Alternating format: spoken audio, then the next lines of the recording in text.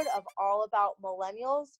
We are on episode 8, Dealing with Anxiety.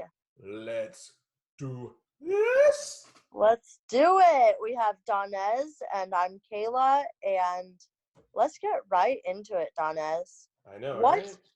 is anxiety? So, I touched on this a little bit a couple weeks ago when my mom was on, but man, this is one of those things that could easily come from just a variety of what's going on in our own personal lives or just fear of the unknown. And even what I was looking up on the Anxiety and Depression Association for America, too many A's, but what I was looking up on their website, and it's about 6.8 million adults, and this is just a generalized anxiety disorder, or GAD. It affects 6.8 million adults, 3.1% of the US population, but yet only not even half are receiving treatment, and it's most likely with anxiety itself affect twice as many women as there are men. So just with that alone, what are your thoughts? So, I think I know that there are different levels to anxiety, and it is crazy to think that even 3% of the population can be affected by this. And I think, as far as what everybody talks about nowadays, like, it seems like so many people are claiming to have anxiety. Or is that just me? Am I gravitating towards it? I see a lot of young people, like millennial going into Gen Z, like the maybe the younger millennials going into Gen Z, talking about having anxiety and how they can't cope with social skills and simple problems that just blow up into this huge thing. Well, my thought is, and this was kind of alluded a couple weeks ago, was we don't know until that teenage year, those teen years, that we're even having some form or some sort of condition.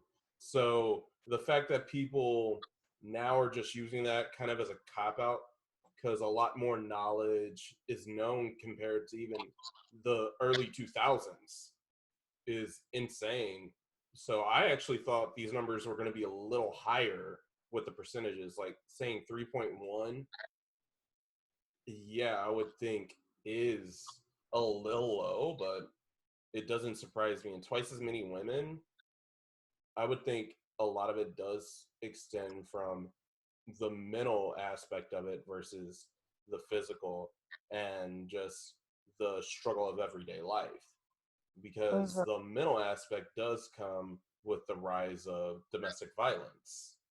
And I do hate to say that is a real thing, that it is twice as many women as it is men, but it is the harsh reality that anxiety does stem from that and a host of other things. Right. So you're saying either, well, what I'm wondering is, you're saying that you found a fact that women are twice as likely to be affected. And I want to touch on how nowadays we use the word so nonchalantly that it could be that we're not really suffering from it. And I just say we as the people that just throw it around, not necessarily people that have been to the doctor for it.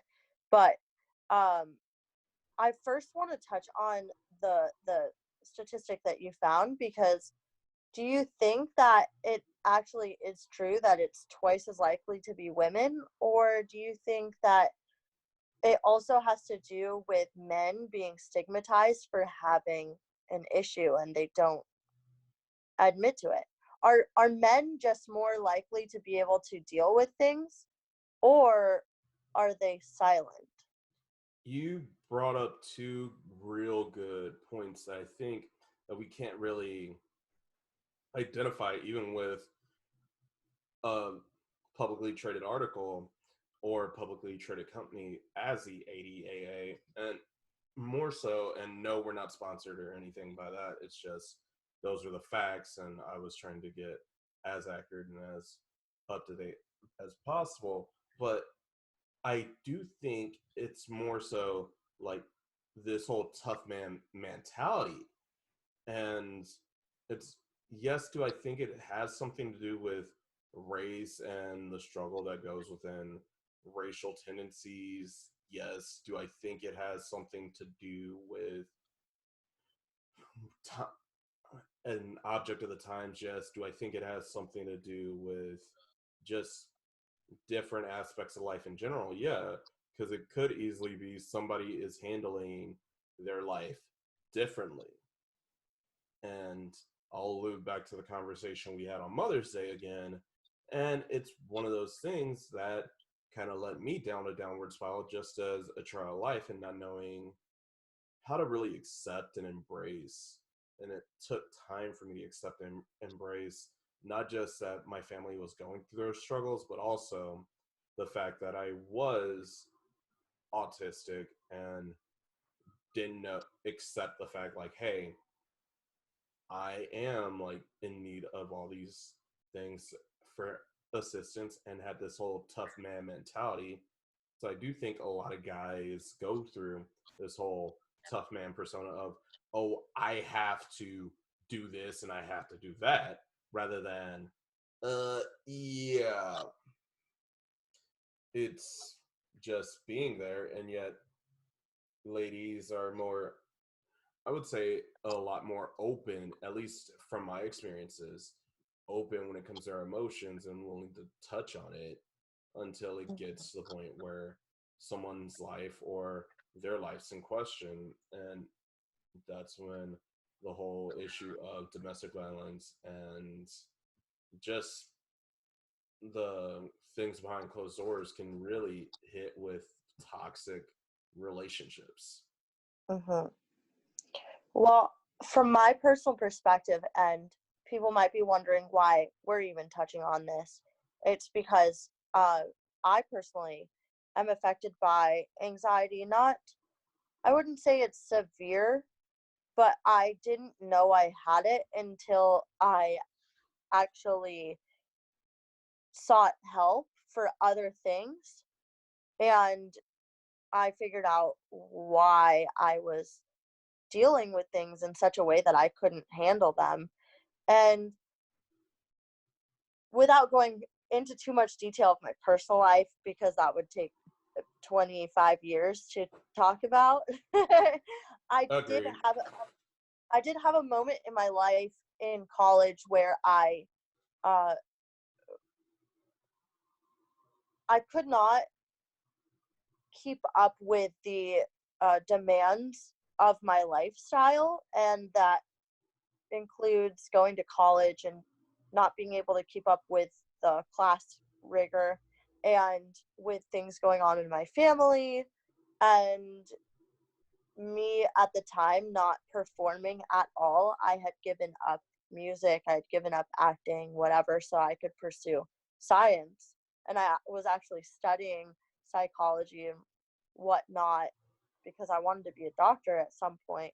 I actually was dealing with my own anxiety, and I have hyperventilated a few times in my life, but I never like really understood why I did it. And my parents were the type of parents to say like, Kaehla, things aren't that bad. Like just just deal with it. Just do it. Like you're fine. Everything's okay. Why are you freaking out? And I had no idea why I was freaking out, but also like I was never helped with how to deal with situations that I was freaking out over, regardless of how minuscule it was. And it's interesting that we go back to talking about like when your mom was on, because we got into this whole thing about are we soft because of the way we were parented, or is the way we're parented, and not necessarily you personally, but like we talked about, millennials as a whole, because we have this stereotype where we parented in a way that was not like healthy for us to deal with simple situations. And I think that touches on why there are so many people nowadays that are like, I have anxiety. Like on TikTok, like on, social media, whatever, like that's where we primarily see people saying that so casually. And honestly, I hate to say it like this, but this is a reality that we really do live in right now. And that is, are we seeing more and more people be open about it because it's the quote unquote social media thing to do, or it's really them like venting and being truthful about them having anxiety rather than just jumping on a trend? And with me, I think expressing what I had did was just me finally being open and honest about the failure that I did. And that's where I think a lot of us can understand where the anxiety and depression can extend from, is the how someone takes failure. And it could be just as some simple as failing a test or not succeeding at at a game, or losing a trophy or something. But how they perceive it and how vicious they take it is, or how someone approaches those major milestones or those major events in their life, can easily tell you. If someone's taking it very nonchalant, you can easily think, oh, that person's fine, but inside they are really like petrified and just don't know how to verbalize it until it gets near death. Yeah, that's really interesting. Um, I know it's like a really hard topic to manage, but I think the whole reason why we even wanted to do this episode is because in some shape or form we identify with it, and we also like we learn how to deal with the failures, and we learn how to like scoop ourselves up and keep going. And so like regardless of what we're labeled with, we want to keep going, and we want to show other people that, hey, like you can make something of it. And I think that, with that being said, and just for a simple, great time to do this, because when we come back, Kayla and I will dive into our individual journeys that we've taken, like trying to not only persevere but overcome our own anxiety, whether that be clinical and clinically up, determined, or just throughout our everyday like struggles and our travels. So stay tuned, guys, and see you in 5. Hey, all you millennials and millennial lovers. I have discovered some new products for all of us to take care of our skin and our beauty, our well being during these times when we can't go to the store so easily. It's Pharmacy Cosmetics, and they make stuff for kids. They make stuff for women, men, everybody. And I love to use the Calendula Balsam, which is a product that kind of just soaks into your skin when you put it on and keeps you moisturized for hours. So if you're interested in that, you can go to pharmacyus.com/Kayla Maurer, pharmasius.com/KAEHLAMAURER. And welcome back to episode 8 of All About Millennials. We started getting into anxiety, and it is such a heavy topic because it is such a touchy touchy situation to have anxiety, to experience anxiety, and we're just trying to figure out where we go with it because it is such a common thing nowadays. Yeah, I do agree with all that, and I think now for the rest of the show, I know this is going to take a little bit of time, but I'd like to dive in a little deeper of like, oh, is it more so co- common along the fear, anger, and sadness, or is it happiness, or shall we just dive in on our own? What is going on and our own personal experiences throughout like anxiety, depression, because it can easily help someone that's Right. going through it right now. Yeah. Well, I'll just get started because I mean, I could touch on this all day and I don't want to go way into detail, but I do feel like listeners should be able to relate to us and know what we're going through. And I have dealt with a lot of um, family issues as I've grown up, and I had a really good childhood.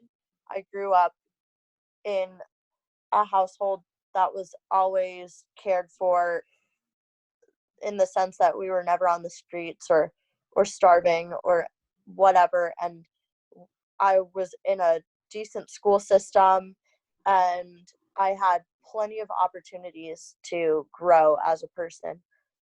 And at the same time, there's something that has to do with dealing with your own stuff as an adult, but not feeding it into your children's lives. And I think that I think that in that sense, when it goes from a parent to a child, there's definitely a clinical aspect to the anxiety that develops in the child or the depression or the trauma of any sort. And and I deal with that personally, but I want to talk about the general non like what am I trying to say?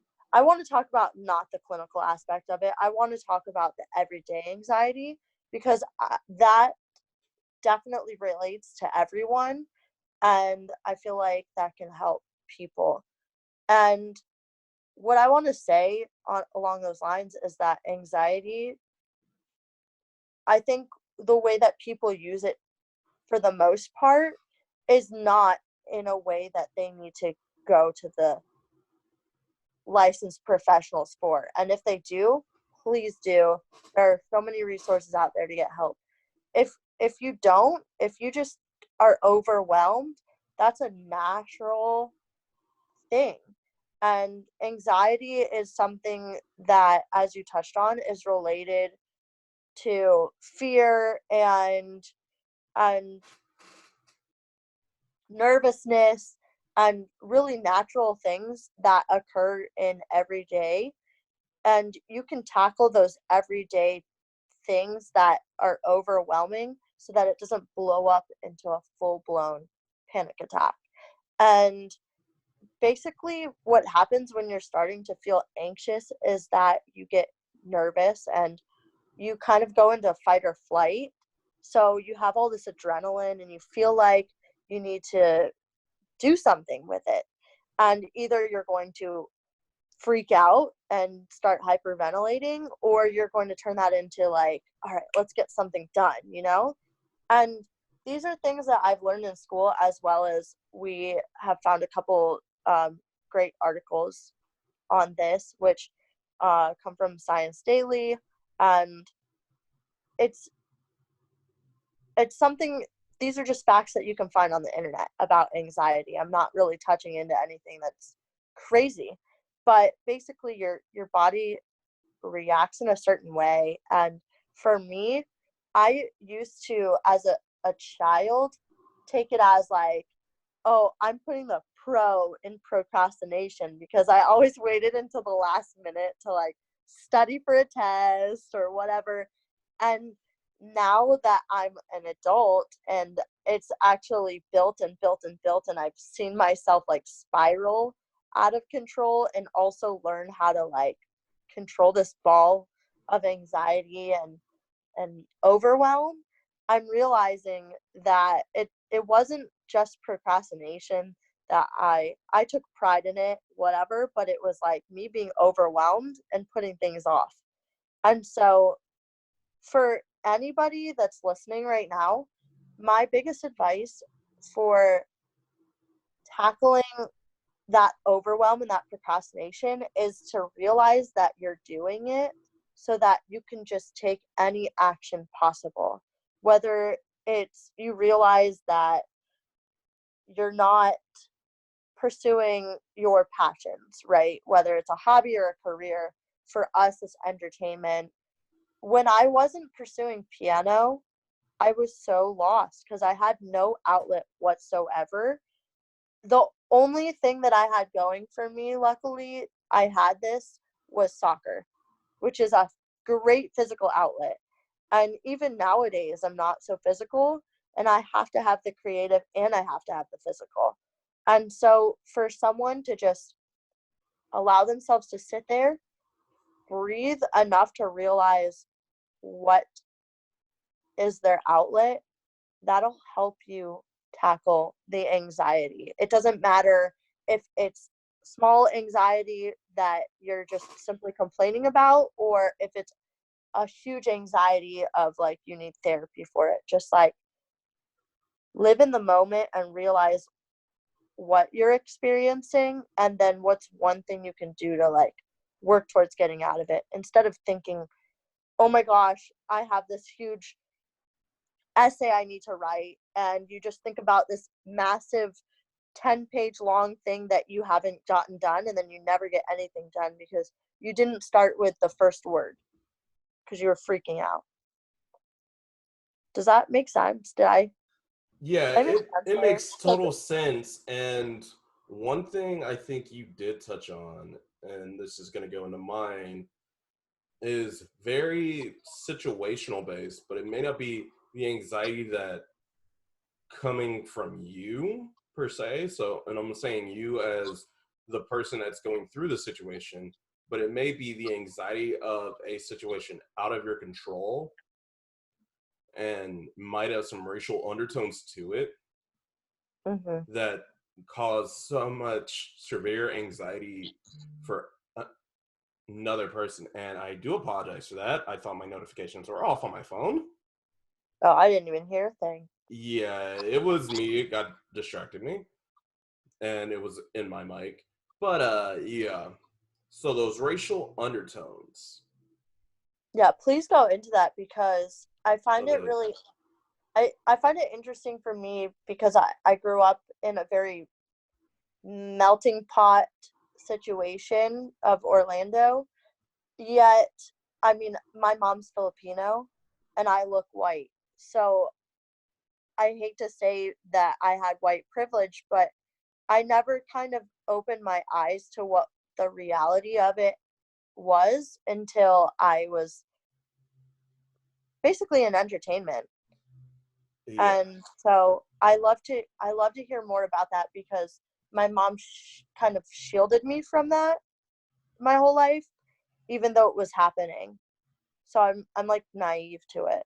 Okay, so I kind of noticed like not in a I didn't know about it until I was older, but growing up in a very moderate and being an African American in a white based neighborhood in a white based area, like you really don't see it, but you don't really understand diversity until you like really see it. And then once something major happens in the media, you really like understand what's going on. So take for instance Trayvon Martin. That was like the first thing, and that was like right before I left Indianapolis.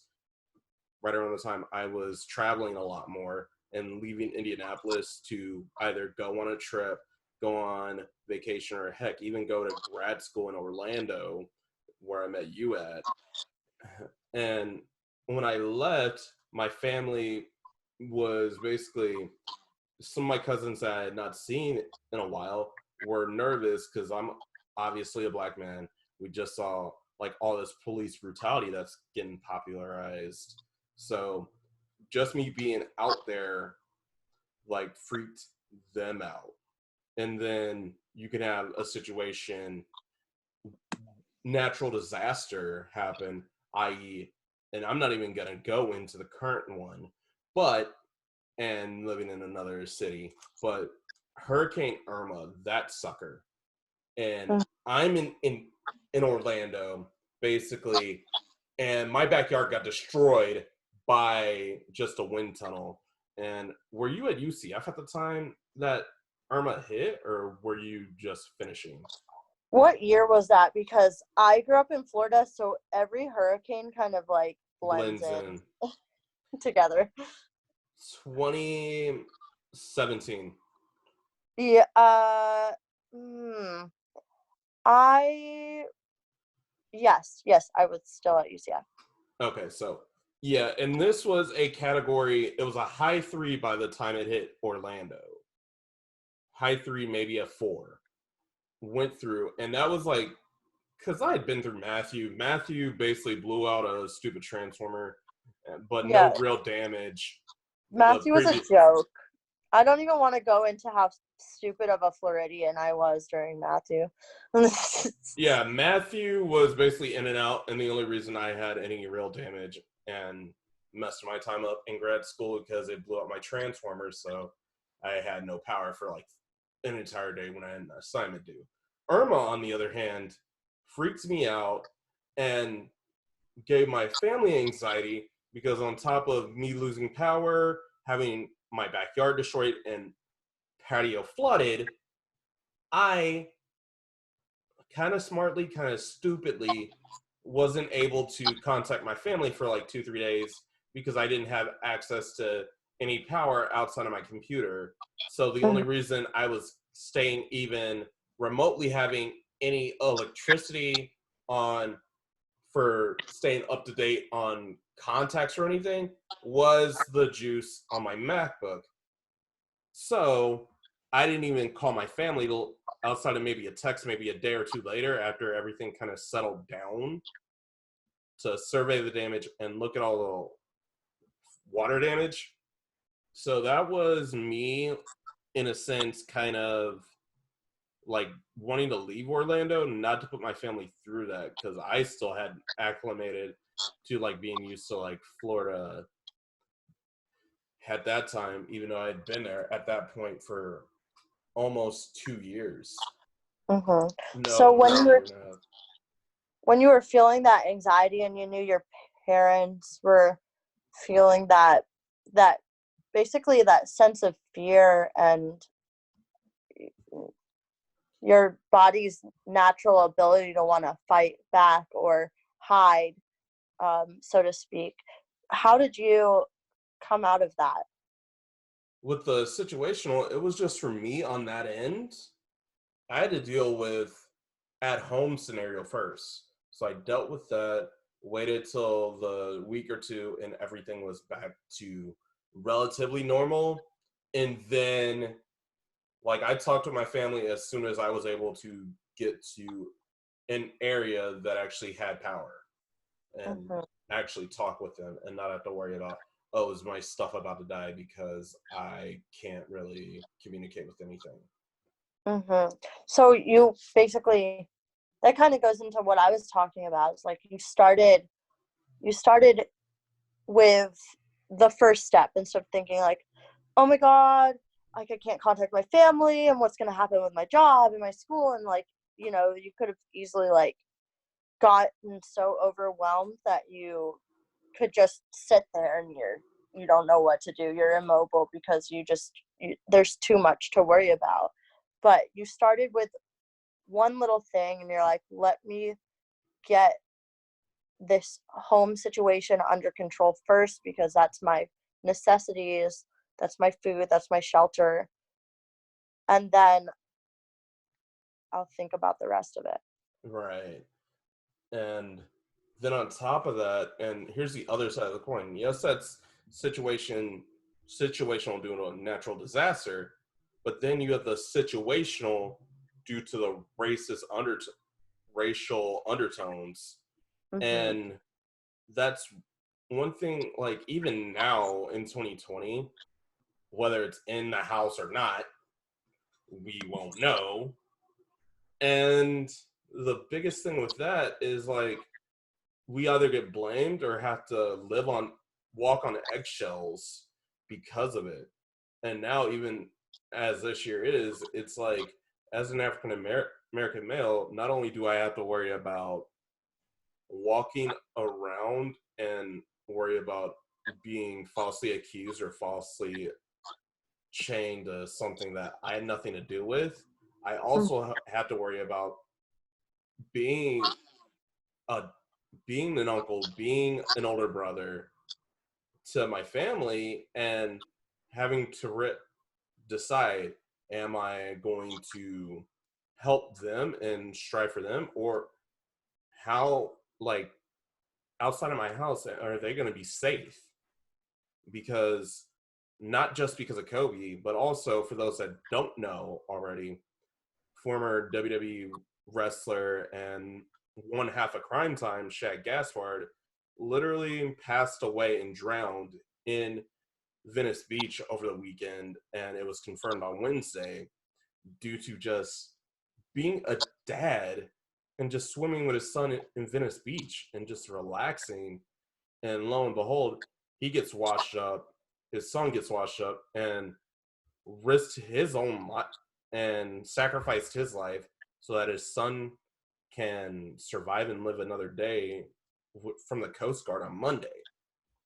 So now, with that being said, I don't know, as an African American male, regardless of the sports fan, because Kobe basically died being a dad as well.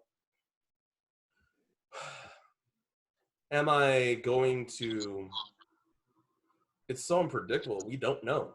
But now it's like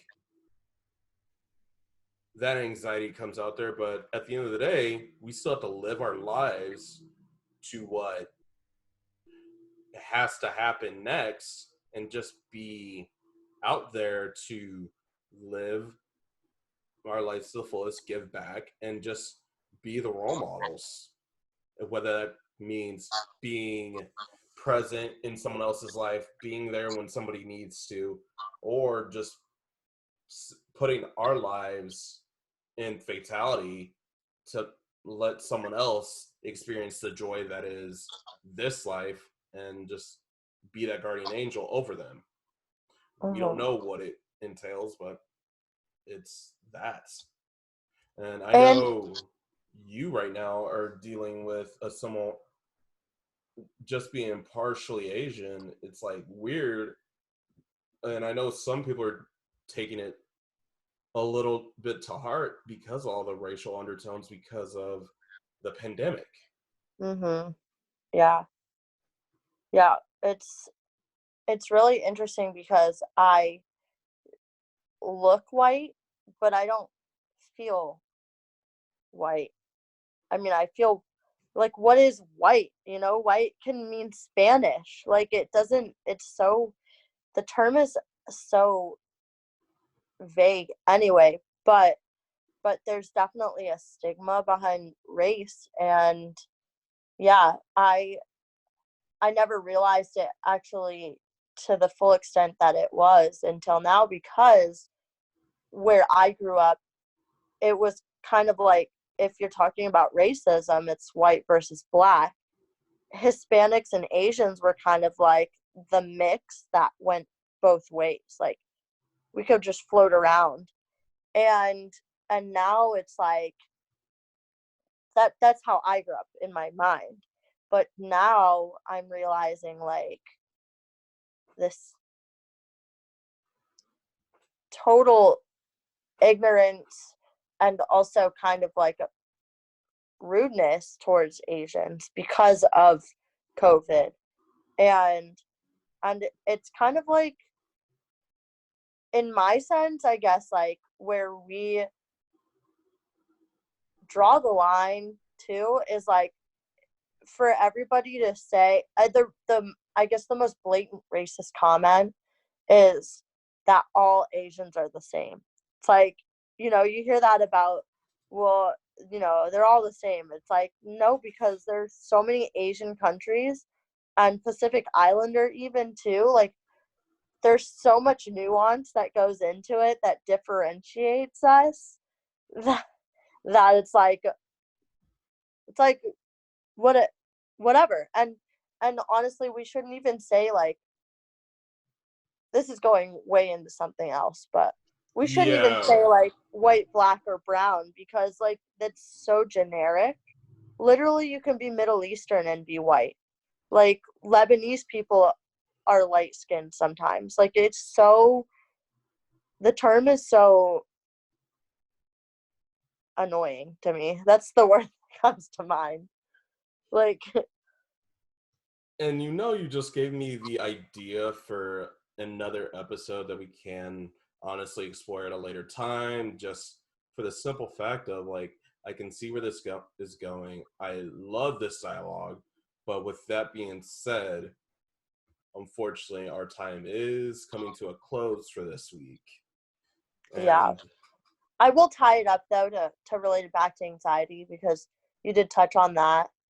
And what I've experienced with anxiety and the whole race thing, I actually forgot about COVID. Like that just doesn't even cross my mind. Like, it stemming from China doesn't even affect what's happening here in my mind, although people are making comments like that. And because this is a global thing, it's not, yeah, it could have started in any country, but where I see it happening is the media, and how I find it really hard to relate to anybody because I'm mixed. I'm almost my own race. Like, I'm mixed, and in the media, it's even differentiated if you're ethnically ambiguous. I'm not white, I'm not black, and I'm not Asian, and I'm not Hispanic. I'm mixed. I'm ethnically ambiguous. I can't just claim one or the other because I'm both. And so it like makes it can get overwhelming with trying to, when you try to put yourself in a box but you can't, that can also be a source of anxiety.